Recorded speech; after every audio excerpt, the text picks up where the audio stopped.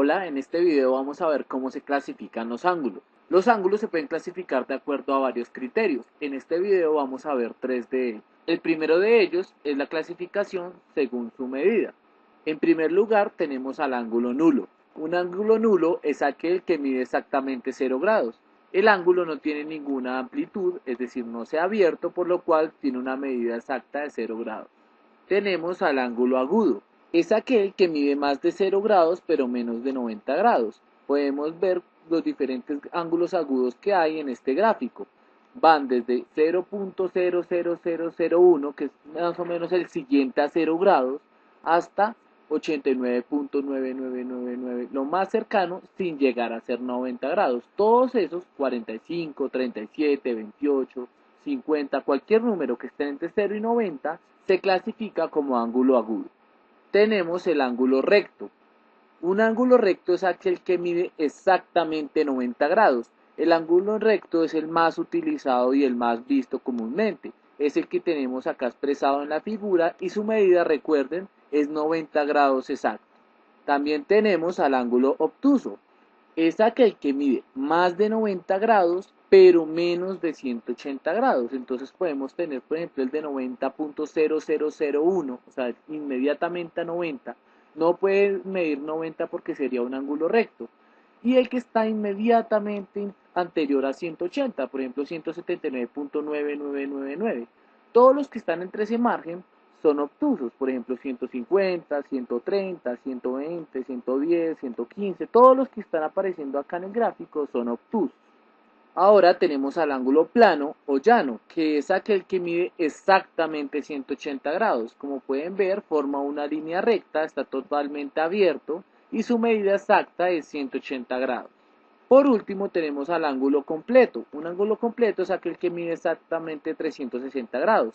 Como podemos ver, no tiene abertura, es igual que el de 0 grados. ¿Cuál es la diferencia entre de 0 grados y 360 grados? Que el de 0 grados nunca ha abierto, mientras que el de 360 grados ya dio toda la vuelta completa. Por lo general, la cantidad máxima que tenemos en grados es 360 grados, que es dar una vuelta completa. Puede existir ángulos de 361, 362 y más grandes, pero lo que van a hacer es repetirse. Por ejemplo, el de 361 grados va a ser igual al de 1 grado, el de 362 va a ser igual al de 2 grados. Entonces, en muchos de los contextos en que se utilizan los ángulos no van a ser útiles, en otros sí. Por lo general se trabaja con los 360 primeros. La clasificación según su medida solo llega hasta este 360. Los que están en 380 grados, que fue el último que vimos, el ángulo plano, hasta 360, de 270, 280, 290, 300, cualquiera que está ahí, no tiene clasificación de acuerdo a la medida porque no son tan utilizados como los que acabamos de ver. Entonces recordemos, tenemos el ángulo nulo, que es el que mide 0 grados, tenemos al ángulo agudo, que es el que mide más de 0 grados, pero menos de 90, tenemos al ángulo recto, que mide exactamente 90 grados, tenemos al ángulo obtuso, que mide más de 90, pero menos que 180, tenemos al ángulo plano o llano, que mide exactamente 180 grados, y por último tenemos el ángulo completo que mide 360 grados. Esta es la clasificación que tenemos de los ángulos de acuerdo a su medida. Otra clasificación que se puede dar de los ángulos va a ser según su posición. De acuerdo a su posición tenemos ángulos consecutivos.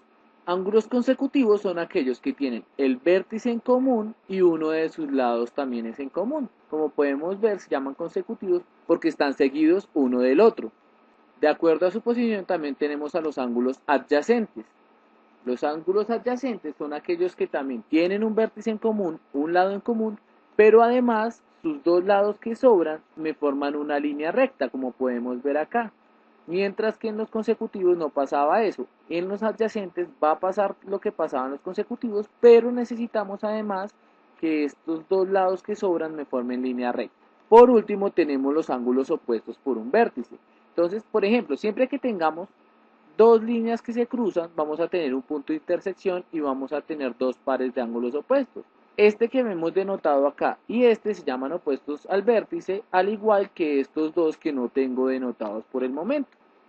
Esos ángulos que aparecen ahí se llaman opuestos por el vértice Y recuerden que siempre van a tener una característica, su medida es exactamente la misma. Es decir, si este ángulo de acá mide 50 grados, su opuesto por el vértice también mide 50 grados. Si el de arriba mide 130, el de abajo también tiene que medir 130 porque son opuestos por el vértice. Es una característica que cumplen todos los ángulos que están opuestos por un vértice. Nuevamente voy a hacer un recordatorio. Según su posición tenemos ángulos consecutivos, que son los que comparten un vértice y un lado. Tenemos ángulos adyacentes, que son los que comparten un vértice, un lado, y los otros dos lados restantes forman una línea recta.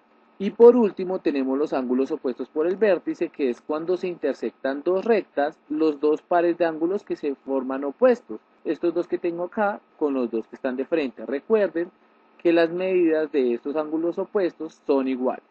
La tercera y última clasificación que tenemos en este video es la clasificación según la suma de sus medidas. El primero que tenemos se llama ángulos complementarios.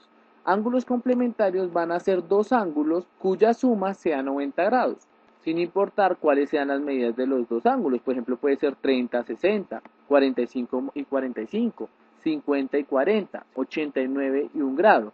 Es una parejita de ángulos que al sumarse me dan 90. Esos son ángulos complementarios.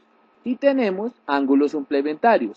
Ángulos suplementarios van a ser ya no que me sumen 90 como los complementarios, sino que me sumen 180. Por ejemplo, estos dos podrían ser dos de 90 o podrían ser uno de 120 y uno de 60, uno de 50 y uno de 130, uno de 170 y uno de 10.